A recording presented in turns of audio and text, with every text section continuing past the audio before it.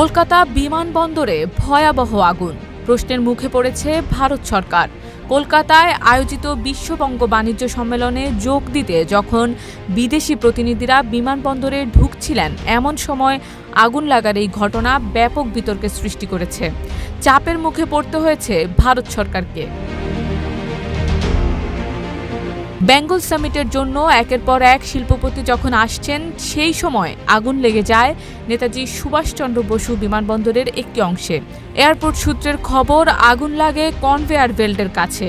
ওয়েল্ডিংয়ের কাজ চলাকালীন ফুলকি থেকে ফ্লেক্সে আগুন ধরে যায়। আগুনের জেরে আতঙ্ক ছড়িয়ে পড়ে পুরো বিমানবন্দরে। দমকল কর্মীদের তৎপরতায় আগুন কিছুক্ষণের মধ্যে নিয়ন্ত্রণে আসে। তবে কলকাতায় যেদিন বাণিজ্য সম্মেলনের জন্য সারা দেশ থেকে শিল্পপতিরা আসছেন, সেদিন এমন আগুন লাগায় আতঙ্ক ছড়িয়েছে।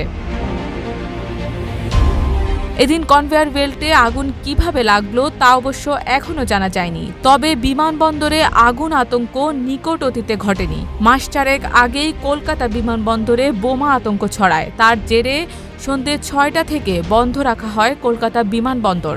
কলকাতা বিমানবন্দরে বোমা রাখা আছে বলে হুমকি মেলে। তারপরই তড়িঘড়ি করে কলকাতার বিমানবন্দরে ৭টি বিমানকে জরুরি অবতরণ করানো হয়।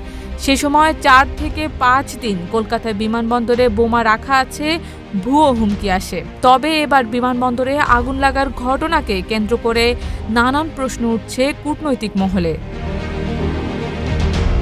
শারমিন নিশু, ঢাকা পোস্ট।